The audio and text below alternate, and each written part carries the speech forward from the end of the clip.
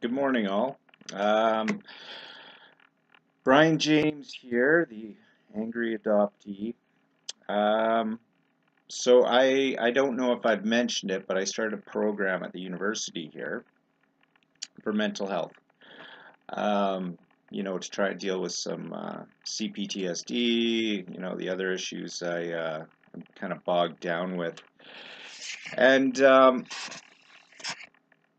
I feel like a lot of you are thinking you seem sane.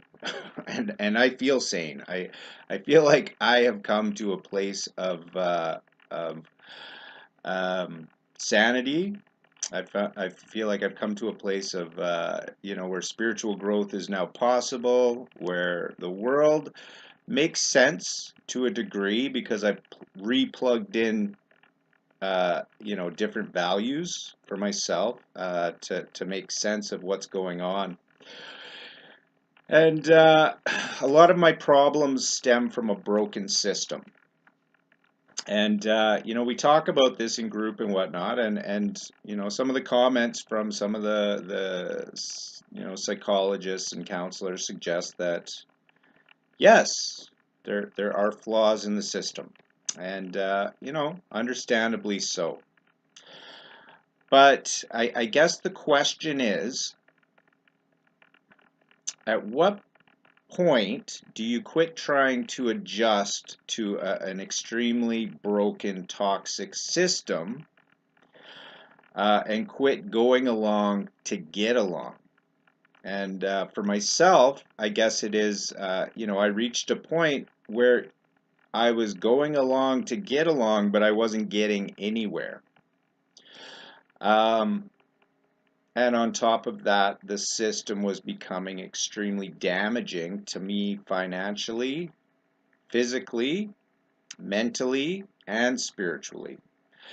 So, I mean, if we look at the system as like, let's break it down to it's a tool to be used for the service of mankind in theory. And I think we all know there's the tyrannical side, whereas people get in there that shouldn't be in there and start taking advantage and then start setting up systems so that they can continue to corrupt the system for their own benefit. So I like to break things down to very simple analogies. So if you had a bicycle and it allowed you to get places quicker, but the bicycle had, you know, razor blades sticking out of some of the handles or starting to protrude.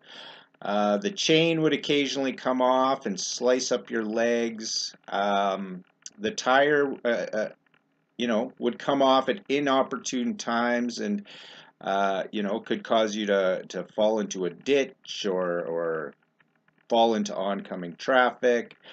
So do you get the picture here? That you have a tool to use that's supposed to benefit you, but it causes more harm than benefit. And, the old saying in AA is, you'll quit drinking when how does it go? When the pain outweighs the gain, right? So for myself, I got to a point where the pain outweighed the gain.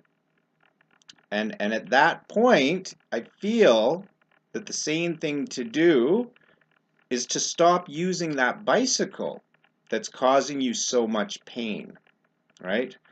So if then you are forced to utilize that bicycle, right? You're being forced to go onto the bicycle and you're forced to suffer the injuries that accompany it.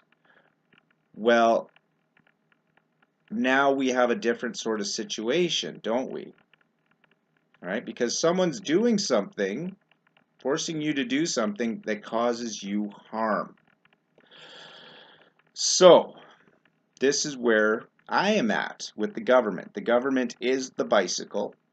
It causes me extreme damage, harm, pain, and I have come to a point where I can no longer rationally use the bicycle or sanely use the bicycle without wanting to harm myself, because I know it's harmful to me. So, where does that leave a person? Well, it leaves them exactly where I am, I think. And from there, what are your options? Well, you may perhaps require those benefits that you were supposed to get from the faulty bicycle. There's no other bicycle to be found around.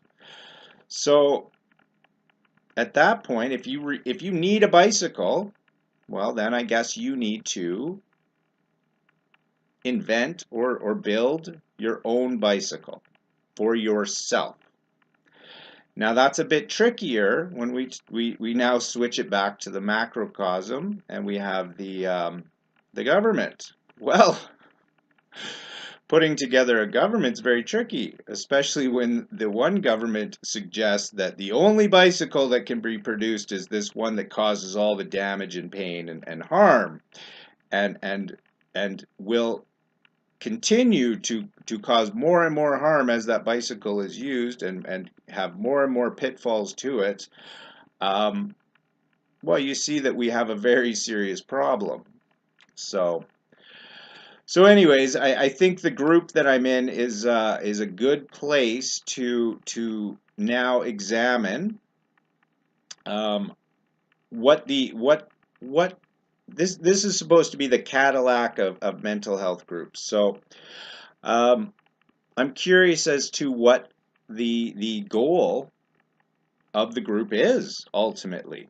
Is it to benefit my mental health and help me to incorporate this seemingly impossible predicament I find myself in? Or is it to somehow allow you to accept the pain, injury, agony that's going to come from using this faulty bicycle because you're going to be required to continue to use it at some point?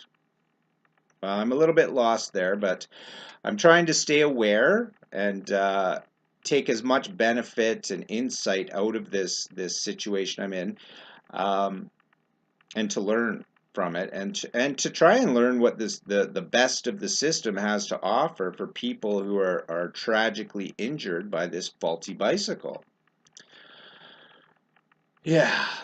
So this morning I went down to the catch the bus, and I stand there, and the bus sometimes is a little bit late.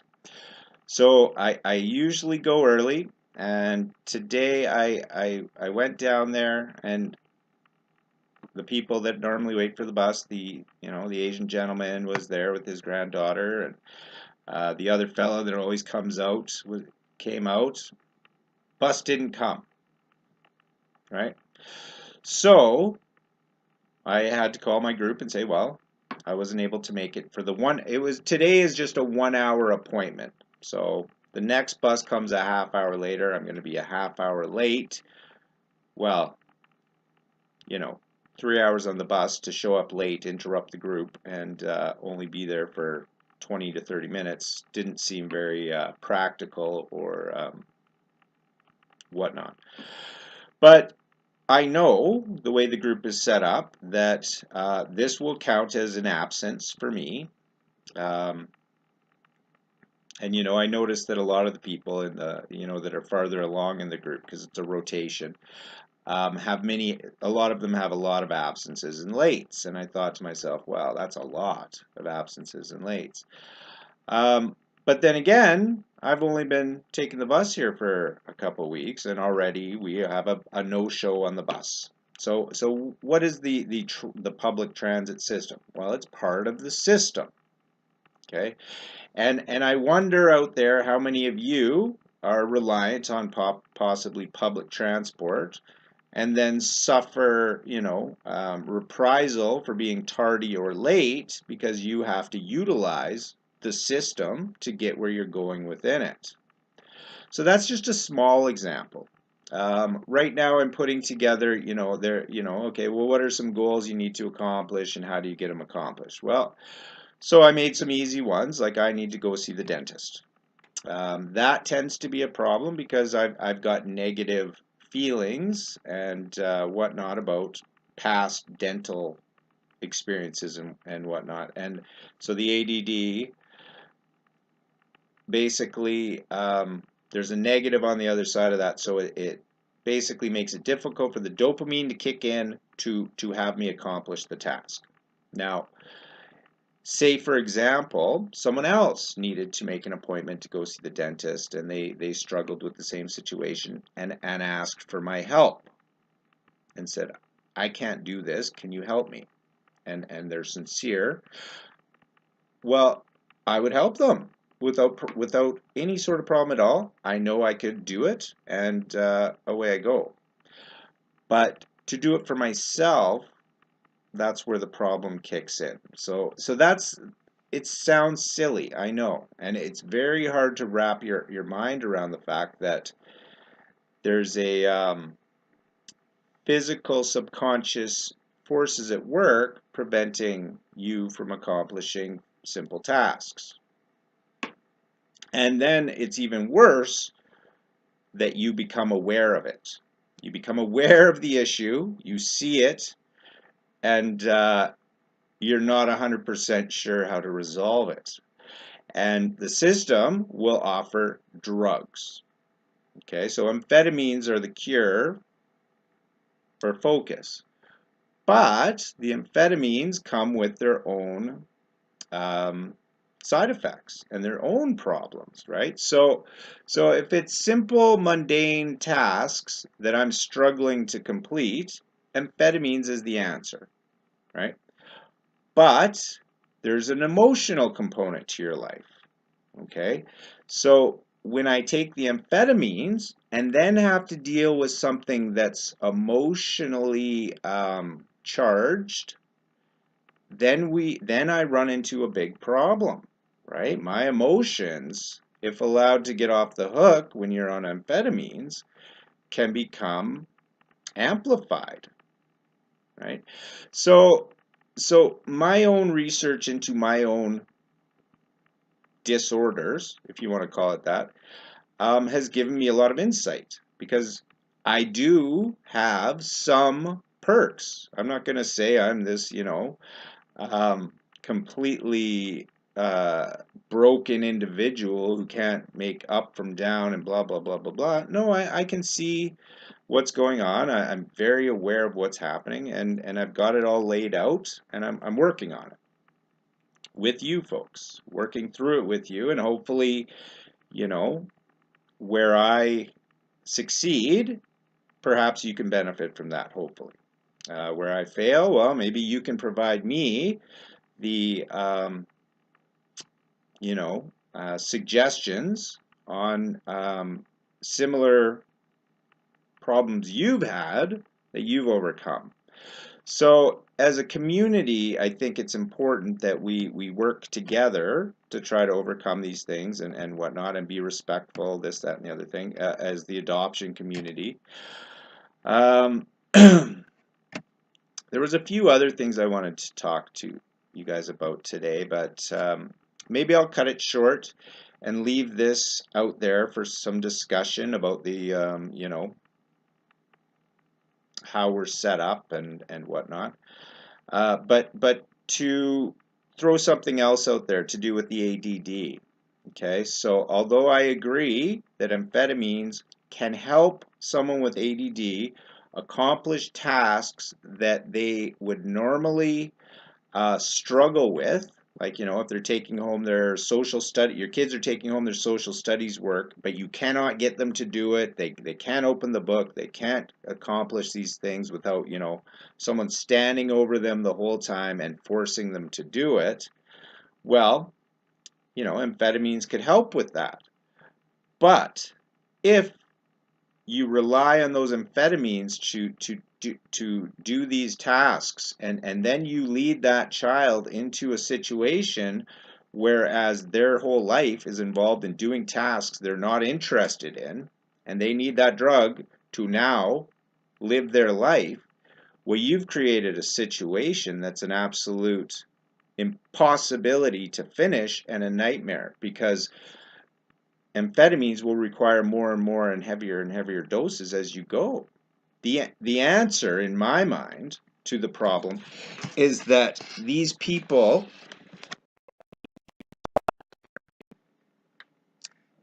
okay, and their lives need to be structured accordingly so that they do not and will not require those amphetamines for the whole go, because it just won't work. And I think, if we can get more people with ADD involved in the conversation, that some people will see what I'm talking about here, and we can start putting the actual solution in place instead of the quick fix, which is drug everyone. Because if we're living in a society, and we are, where everyone requires drugs to participate in it, do we have a problem? Do you think? You know, I think we do. And when you go to a doctor and they don't want to diagnose, they don't want to do, they don't want to utilize psychology and go through the process of psychoanalysis and helping someone through psychotherapy. They just want to put you on drugs and put you back out into the world. Well, you're putting an injured creature back out into the world on a drug that can amplify negative emotions. Who does that help? Besides traumatizing and creating more problems in the society with these people that have not been fixed but have been sent back out there with on dangerous drugs that have dangerous side effects. So you're adding to the problem by not doing your jobs properly, right? And I mean, pharmaceutical companies, I'm sure, love it, because what does that mean? More traumatized people means more drugs, because we've decided that's the answer to all our problems, is poison, toxicity, right? So that's my little blurb for today. An update on the ancestry DNA.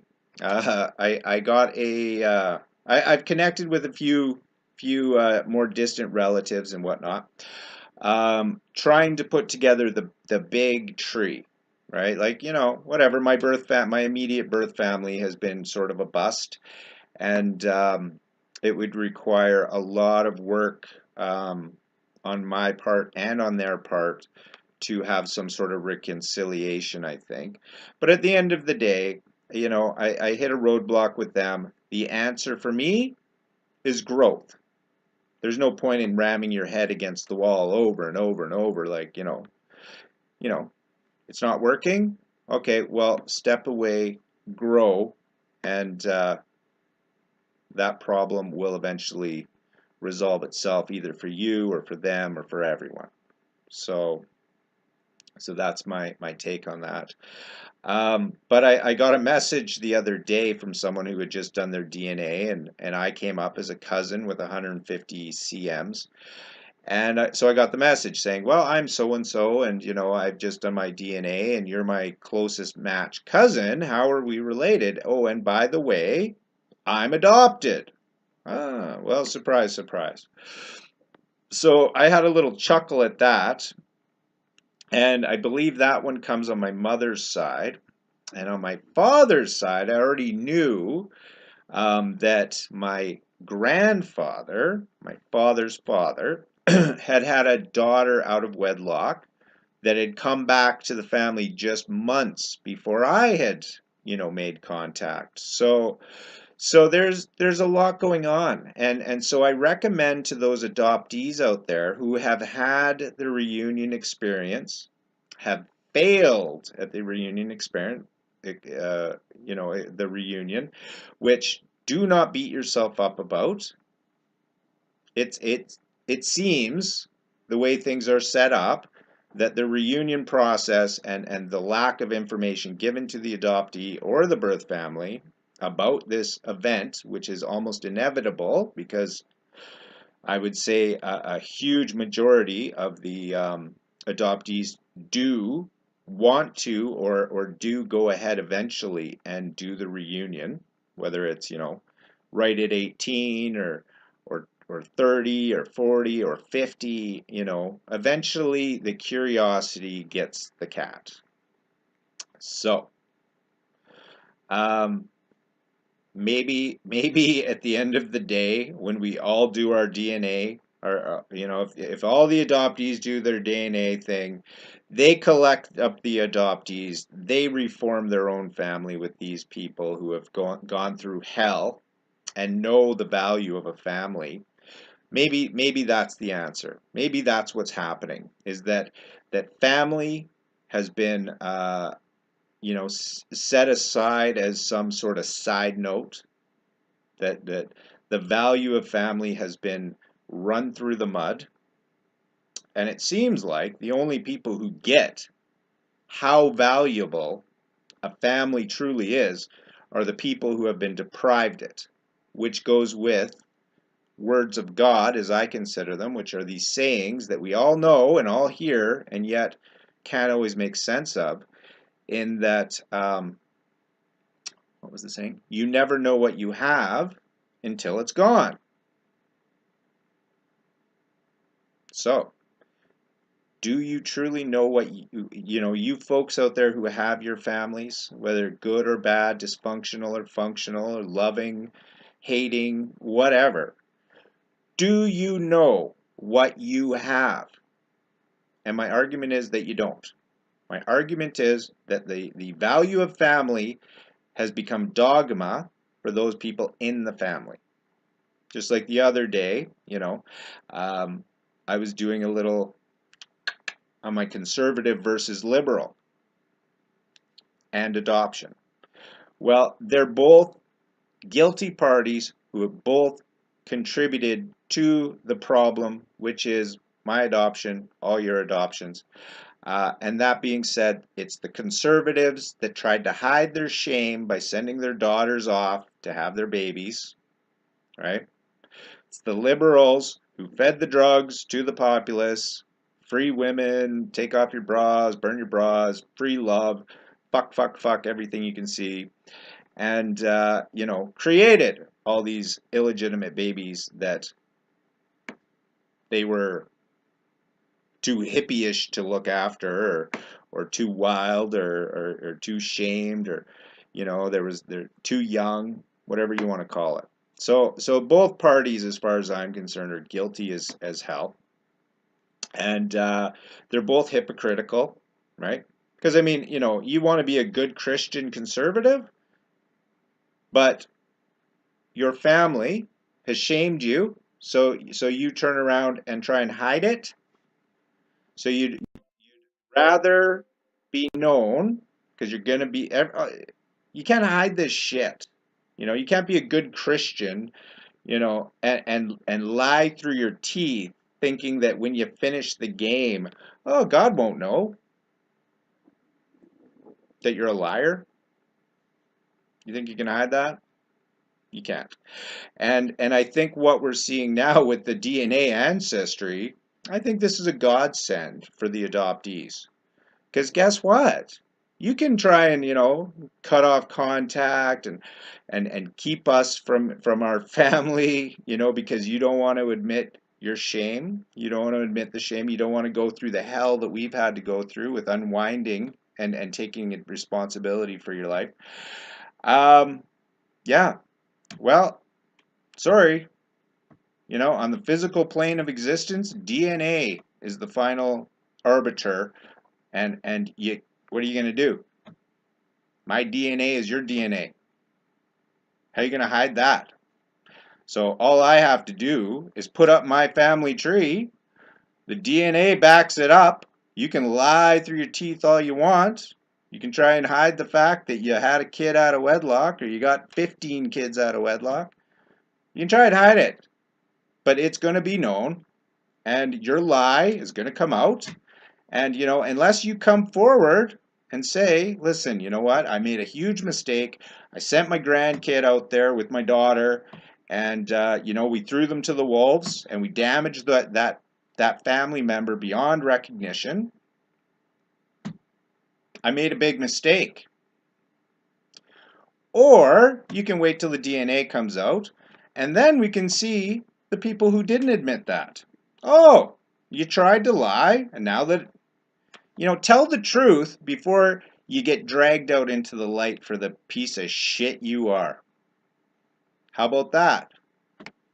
So, anyways, I hope this has been a fun conversation for you folks. And yeah, thanks to all my regular subscribers and people that I'm in contact with. I absolutely adore you all. I'm a little bit wiped out, but because I didn't go to my meeting today, I thought, well, let's be productive and I'll do a video.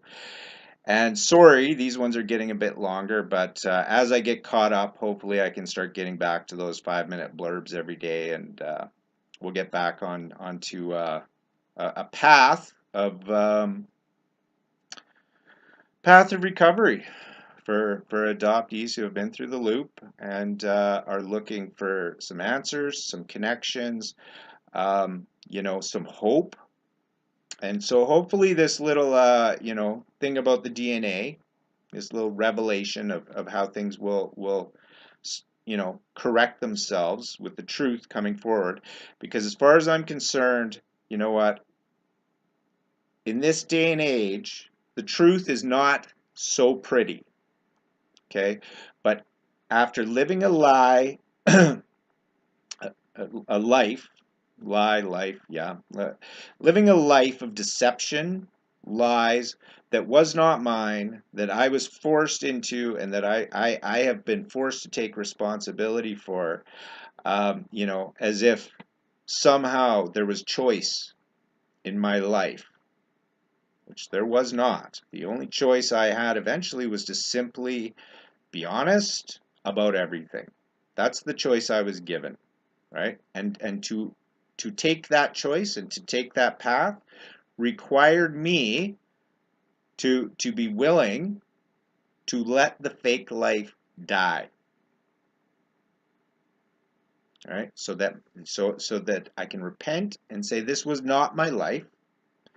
I no longer take responsibility for the fraud that was laid on me to carry and the burden. And I'm going to live my life. And I'm going to be who I am and who I was without this toxic influence that was forced upon me. And that's that. And if I have to be homeless to do it, fine. If I have to, be incarcerated, put in a mental hospital, whatever, that's fine. Because, we look back on history to great men, and the words coming out of their mouths were things like, give me freedom or give me death. Because some things are not negotiable, and throughout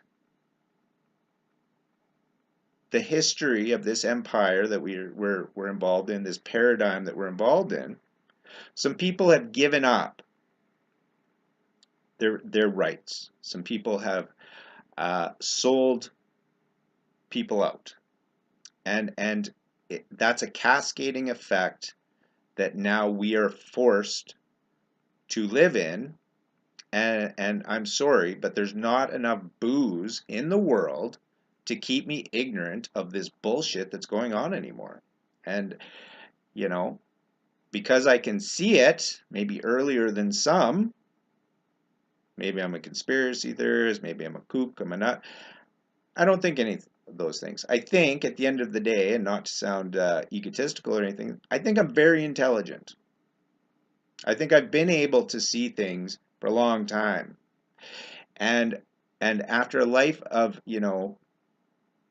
having to say it's common sense, but it's not common to the common person to see what I see.